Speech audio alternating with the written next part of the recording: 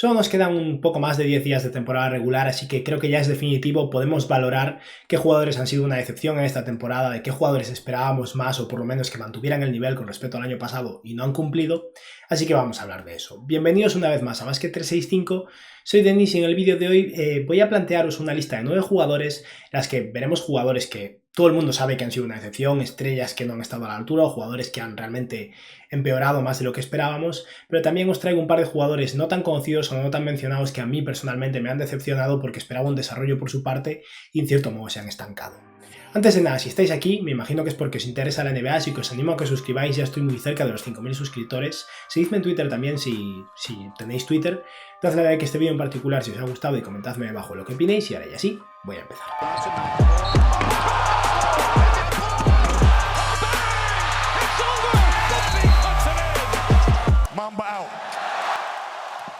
Vamos a empezar con esta lista de jugadores decepcionantes yendo directo a donde duele, y es que voy a empezar criticando al que es mi jugador favorito, que es Kemba Walker, que este año ha sido francamente malo. No ha sido una catástrofe en el sentido de que poco a poco mejorando a lo largo de la temporada, ha jugado poco, no está jugando back-to-backs, en general está descansando mucho, ha tenido problemas en la rodilla y se perdió bastante tiempo al principio de la temporada, y en el tiempo que ha jugado ha tenido algún partido bueno, pero ha tenido partidos realmente catastróficos, y teniendo en cuenta que estamos hablando de su producción ofensiva, porque en defensa nunca es un jugador realmente que sume, dado que entre su falta de tamaño y que realmente no es un jugador con los fundamentos defensivos de Kyle Lowry o otros jugadores como Chris Paul, que pese a ser pequeños son capaces de defender a gran nivel, pues si no produce bien en ataque, Kemba Walker es una decepción y es lo que ha pasado esta temporada. En los partidos que ha jugado ha promediado un poquillo más de tiempo de juego que la temporada pasada, 31,5 minutos de juego, y ha anotado 2,2 puntos menos por partido, ha bajado de los 20 puntos por partido,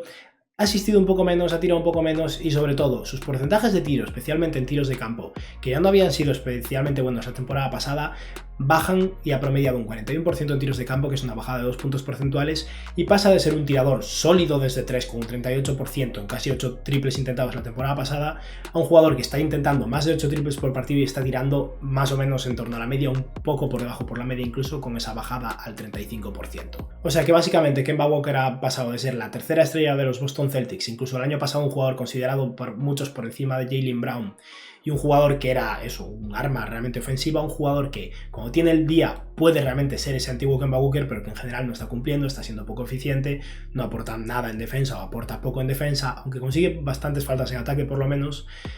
y en general es un jugador que para lo que cobra ahora mismo no está rindiendo como se esperaba. Hablando de jugadores que cobran mucho más de lo que están rindiendo ahora mismo, creo que toca hablar de alguien que fue una revelación el año pasado, All-Star, puede que incluso el NBA, ahora mismo no lo recuerdo, pero ya en los playoffs fue decepcionante y esta temporada está siendo lo mismo. Ha tenido momentos mejores y peores, pero en general no ha jugado una buena temporada y sobre todo está tirando mucho peor de 3, lo cual daña bastante a su juego y lo limita a un único movimiento que todos conocemos. Y ese jugador es Pascal Siakam, que ahora mismo lo único que puede hacer es rodar hacia la canasta porque no está consiguiendo anotar de otra forma. Sigue siendo un buen defensor, un jugador que en el contraataque sigue brillando, ha mejorado como pasador, es un jugador que todavía aporta, pero no al nivel de la producción que se espera de un jugador que está cobrando por ser la estrella principal de un equipo que precisamente debido a su bajo rendimiento está sufriendo bastante. Pascal Siakam esta temporada está promediando 36 minutos de juego prácticamente, o sea que está jugando un montón y ha bajado su anotación de unos 23 puntos el año pasado a 21 puntos por partido, está reboteando en la línea de la temporada pasada, está asistiendo bastante más, 4,4 asistencias por partido para un ala pivot, que sigue siendo un buen defensor además, está bastante bien la verdad, pero está tirando muchos menos triples, 4,4 frente a 6,1 que tiraba el año pasado, y el motivo es muy simple, básicamente el año pasado los anotaba un nivel promedio, un 36% desde 3, este año baja 6 puntos porcentuales, su porcentaje es de 3 y está en el 30%, que es una cifra de nivel Russell Westbrook, sin tener ese dinamismo ofensivo que está aportando Russell Westbrook a día de hoy. Aún por encima estamos hablando de un jugador de 2,6 metros, muy potente físicamente, que solo está anotando un 45% de sus tiros de campo, que son realmente porcentajes de un jugador de un tamaño muy inferior y que no genere tanto de su juego en torno al aro. O sea que básicamente Pascal Siakam está siguiendo con la dinámica que nos mostró en los playoffs del año pasado en la burbuja de Orlando, en vez de haber recuperado su dinámica de la temporada pasada. Hay muchos factores aquí, el caso de los Toronto Raptors es muy especial porque están jugando en Florida, en Tampa en vez de en Canadá, están fuera de casa en una situación muy extraña. De todos los equipos pasando por algo muy diferente a lo habitual y fuera de su zona de confort en esta temporada por todos los protocolos y situaciones. El equipo que más ha sufrido sin lugar a dudas son los Toronto Raptors, así que en ese aspecto tiene sentido ser un poco más indulgentes con los jugadores de los Raptors, pero aún así Pascal Siakam está teniendo una temporada bastante decepcionante para alguien que se espera que sea el jugador principal de un equipo que teóricamente era un aspirante claro a entrar en playoffs. Vamos a seguir hablando precisamente de otro jugador de los Raptors antes de movernos a otro equipo, y es un jugador que llegó como un fichaje para cubrir en cierto modo la ausencia de Serge Ibaka y de Marc Gasol después de perder a los dos centers principales del equipo, y que ha sido tan decepcionante que han tenido que conseguir a Ken Birch en el buyout, han tenido que fichar a un jugador que jugó muy bien en la burbuja de G-League, en Gillespie, que realmente lo está haciendo bien, básicamente para no jugarlo más o jugarlo poco, y ese es Aaron Baines, que después de una temporada muy buena con los Phoenix Suns consiguió un contrato bastante alto, 2 años, unos 15 millones de dólares. El segundo año es opción del equipo, los Raptors no lo van a aceptar, estoy casi seguro, pero está teniendo una temporada realmente muy decepcionante. Aaron Baines está promediando poco más de 18 minutos de juego cuando teóricamente es el center principal del equipo, 5,8 puntos por partido, 5 rebotes, que es una cifra muy pobre, 0,9 asistencias, menos de los triples intentados cuando el año pasado intentó 4 con los Phoenix Suns, y el motivo es muy simple, siguiendo un poco la línea de Pascal Siakam. El año pasado tiró mucho mejor de 3, tiró casi en el promedio un 35%, este año está tirando un 24% desde 3, que básicamente hace que nadie se preocupe ahora mismo de los tiros de Aaron Baines en el perímetro, y está anotando un 43% de los tiros de campo, que siendo un poco la línea de lo que decíamos antes de Pascal Siakam, es un porcentaje de tiro muy bajo para un jugador que mide 2,8 metros y que como center debería conseguir gran parte de sus puntos cerca del aro, sobre todo teniendo en cuenta que no mete un triple a día de hoy. Como veis, la bajada de producción con respecto a la temporada pasada es muy grande, está anotando casi 6 puntos menos, está tirando muchísimo peor, está jugando un poco menos también, pero en general está siendo un jugador que a día de hoy no está a la altura de ser titular en ningún equipo, cuando el año pasado había sido un jugador de mucho impacto en los Phoenix Suns. Ahora vamos a hablar de un jugador que muchos no creo que tengan en mente cuando piensan en decepciones de cara a este año, pero es un jugador del cual de hecho yo hablé al principio de la temporada como alguien que yo esperaba que mejorara mucho y ha sido todo lo contrario, y ese es Aaron Holiday de los Indiana Pacers, el más joven de los hermanos Holiday, y un jugador que está en su tercer año en la NBA. Yo veía un progreso desde el primer al segundo año y creía que iba a seguir en esa dinámica, me parecía un jugador realmente prometedor y me lo sigue pareciendo, es pronto, solo está en su tercer año, pero tiene un año bastante decepcionante, la verdad. Aaron Holiday tiene el problema de que es un jugador muy bajo, el más pequeño de los tres hermanos, mide solo 1,83 m, pero es un jugador potente físicamente, tiene brazos muy largos, tiene buenos fundamentos defensivos y en general es un jugador que creo que a nivel ofensivo debería ser sólido, es un buen triplista, ha tirado bien de 3 esta temporada también, pero es innegable que su producción, en vez de mejorar, se ha reducido drásticamente en esta tercera temporada. Ahora mismo Aaron Holiday está promediando poco más de 17 minutos de juego con los Indiana Pacers, que es una bajada de 7 minutos por partido con respecto a la temporada pasada. Está anotando 7,2 puntos, consiguiendo solo 1,3 rebotes y 1,7 asistencias. Se reducen a la mitad las asistencias con respecto a la temporada pasada. Tiene sentido, está jugando mucho menos también. Está tirando menos de 3 triples por partido, anotando un 38% de sus triples, que está muy bien. Baja un punto porcentual con respecto a la temporada pasada, pero no es tan terrible. Y está anotando un 39% de sus tiros de campo, lo cual es una bajada de 2 puntos porcentuales con respecto a la temporada 2019-2020, y el año pasado con ese 41% en tiros de campo no estaba siendo nada excelente, ni mucho menos para un jugador que se supone que debería ser relativamente decente a nivel ofensivo gracias a esa capacidad de tiro y que es un jugador realmente rápido y atlético, y una bajada a menos del 40% en un jugador que está ya en su tercer año empieza a ser más preocupante. Vamos a hablar ahora de un jugador que se esperaba que fuera un refuerzo, sobre todo a nivel defensivo, muy interesante para su equipo. Lo intercambiaron por un jugador que de hecho está jugando muy bien y ha sido bastante decepcionante, y ese es Josh Richardson, que ha sido una decepción a lo largo de toda la temporada y sigue siendo similar. Es un jugador muy de rachas a nivel de tiro de 3, sobre todo hay algún partido en el que de repente está tirando bien, pero normalmente no es estable. A nivel defensivo es un buen defensor, pero no ha conseguido realmente elevar la defensa de los Dallas Mavericks, que es el motivo principal por el que lo habían traído a Dallas. Y está siendo un jugador que lo necesitan en el campo porque no tiene muchas alternativas de jugadores que puedan tener el balón en las manos, aparte de Luka Doncic y Jalen Brunson, pero que a nivel ofensivo no está aportando gran cosa. Josh Richardson está promediando más de 31 minutos de juego esta temporada. Es incluso más tiempo del juego del que tuvo con los Philadelphia 76ers la temporada pasada. Está anotando 12,2 puntos, consiguiendo 3,4 rebotes y 2,7 asistencias, tirándose 4,7 triples por partido, o sea que se acerca a los 5 triples por partido. Es una cifra de un jugador que teóricamente es bueno desde 3 y ha anotado un 32% de sus tiros de 3 cuando el año pasado anotó ya un relativamente pobre 34%. Ha bajado en su porcentaje de 3, ha bajado en sus porcentajes de tiro de campo y al final es eso, es un jugador que está teniendo una producción de role player decente, 12 puntos por partido, unos porcentajes de tiro regulares tirando a mal y buena defensa, pero teniendo en cuenta que lo intercambiaron por uno de los mejores triplistas de la NBA porque esperaban que los elevara a nivel defensivo, que siguiera carrera, siendo un jugador decente a nivel ofensivo, Josh Richardson no ha conseguido realmente generar un impacto serio en los Dallas Mavericks con el fin de mejorarlos con respecto a la temporada pasada.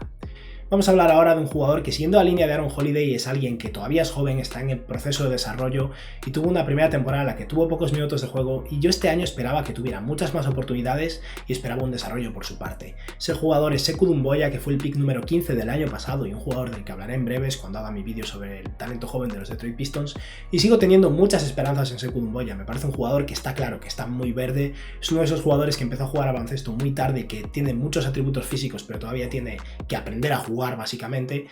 pero este año ha jugado menos que la temporada pasada, cuando el año pasado los Pistons era un equipo que todavía aspiraba a entrar en playoffs, estaban jugando liderados por Blake Griffin y Derrick Rose a un nivel decente en vez de tanquear. Este año es un equipo que está jugando a sus jugadores jóvenes, están desarrollando el talento que tienen, y sin embargo Sekou Doumbouya está jugando 5 minutos menos por partido. En esos 14,7 minutos que está jugando cada partido, está promediando menos de 5 puntos por partido, algo más de 2 rebotes, 0,8 asistencias, que es una mejora con respecto al año pasado, y teniendo en cuenta que está jugando bastante menos, es algo positivo. Sekou Doumbouya está empezando a por lo menos ser capaz de ver el jugador solo en la esquina y hacer ese pase como mínimo. Está tirando menos de 3 y está anotando muchísimo menos que la temporada pasada, un 37% en tiros de campo y un 24% desde 3, que baja con respecto a un 29%, que ya no era ninguna maravilla. No es muy esperanzador. Pero Sekou Doumbouya es un jugador que el año pasado, si no me equivoco, era el jugador más joven de toda la NBA cuando llegó al draft. Todavía tiene solo 20 años, es un ala pivot de 2,3 metros con muy buen físico, un atleta fluido, un jugador capaz de moverse bien, y que creo que incluso si este año se estuviera presentando al draft podría ser un pick de primera ronda, o sea que no me preocuparía tanto de momento. Sí que esperaba un desarrollo por su parte y, exceptuando un par de cosas, no he visto gran cosa, pero hay signos positivos. Para empezar, ayer fue su segundo partido en toda su carrera con 20 puntos, o sea que estuvo bien. Que por cierto, ojo con Hamidou Diallo, ayer creo que metió 35 puntos, el récord de su carrera, y está siendo un jugador muy interesante en los Pistons desde que intercambiaron a Mykhailiuk por él. Pero bueno, eso, Doumbouya tiene 20 años, tiene mucho tiempo por delante, pero sí que esperaba una producción superior, más minutos, más oportunidades para alguien que tiene 20 años, fue el pick número 15 y está en un equipo que está tanqueando, pero supongo que Jerami Grant le ha quitado minutos, con razón, ha jugado a un nivel increíble, y al final no han tenido tanto hueco para él.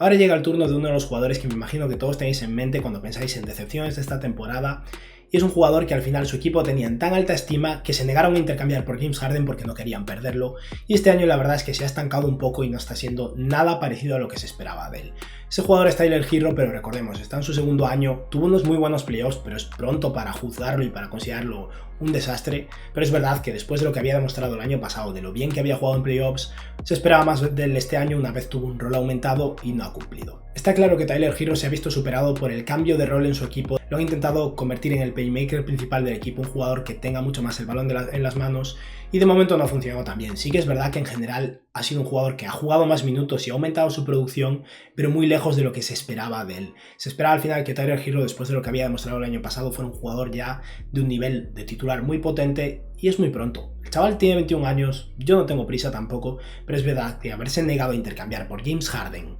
con lo que ha demostrado James Harden en los Brooklyn Nets, básicamente porque Tyler Herro era una negativa total, puede que fuera un error, habrá que verlo. Sea como sea, en esta temporada Herro está promediando 30,7 minutos por partido, está jugando 3 minutos más que el año pasado y ha aumentado su anotación a casi 15 puntos, ha aumentado sus rebotes, sus asistencias hasta 3,4, ha tirado más o menos los mismos triples, y el problema, el motivo por el que la gente no está convencida con Tyler Herro a día de hoy, es que sus porcentajes de tiro de campo siguen siendo regulares, un 43%, y ha bajado su porcentaje desde 3 de un 39% el año pasado, que había sido muy bueno, a un 34% desde 3, que evidentemente no es ninguna maravilla, aunque tampoco sea catastrófico. Aún así, yo no tengo ninguna duda sobre el tiro de Tyler Herro, sigue siendo un jugador que está claro que es un buen tirador, pero el problema es que no está claro que sea un jugador tan capaz de crear su propia ofensiva y de generarse sus propios puntos, y a día de hoy Tyler Herro parece más un tirador muy bueno y con alguna capacidad de crear algún flash ofensivo sorprendente, que un jugador realmente que pueda tener el balón en las manos y crear su propio ataque. Ese es el miedo que hay ahora mismo con él, pero insisto, es muy pronto. Vamos a hablar ahora de la cara bonita de la NBA, un jugador que la verdad es que el año pasado fue, al igual que Aaron Baines, muy bueno en los Phoenix Suns, y este año ha sido una decepción, sobre todo para un equipo que realmente esperaba mucho de él porque lo necesitan para entrar en playoffs, y ahora mismo están compitiendo por entrar en el play-in, y gracias a su superestrella están todavía ahí, pero no es gracias a Kelly Oubre Jr., desde luego. Kelly es un jugador que es un alero con muchísimo potencial físico, es muy largo, es muy atlético, hace unos mates increíbles. Es un jugador que a nivel defensivo resulta decepcionante para sus atributos físicos. 2 metros 1 de altura, 2,22 de envergadura, jugador que se mueve bien, que es coordinado. Realmente es sorprendente que a nivel defensivo no tenga un impacto superior, pero no lo está teniendo. Y en ataque, si te ves un vídeo de highlights de Kelly Oubre Jr., todo parece maravilloso, mates increíbles, cortes a canastas, alley-oops, pero en general es un jugador que como tirador deja mucho que desear, no está tirando nada bien de 3 y que además tiene otro problema, y es que se ve claramente que generalmente cuando ataca canasta lo hace sin ningún plan. Él coge el balón, bota hacia adentro y luego allí intenta improvisar. Y la verdad es que no se le da bien improvisar, pierde balones, tira tiros realmente complicados y no es muy bueno definiendo cerca del aro, a menos que consiga realmente hacer un mate. Sus bandejas dejan mucho que desear también y en general es un jugador que está resultando frustrante. A nivel ofensivo, su producción sigue siendo decente, es peor que la del año pasado, pero no es catastróficamente peor, pero sigue siendo un jugador que es eso, no está brillando en absoluto, no está tirando bien sus triples, no está jugando con inteligencia y a nivel defensivo no es una catástrofe, pero debería ser mucho mejor.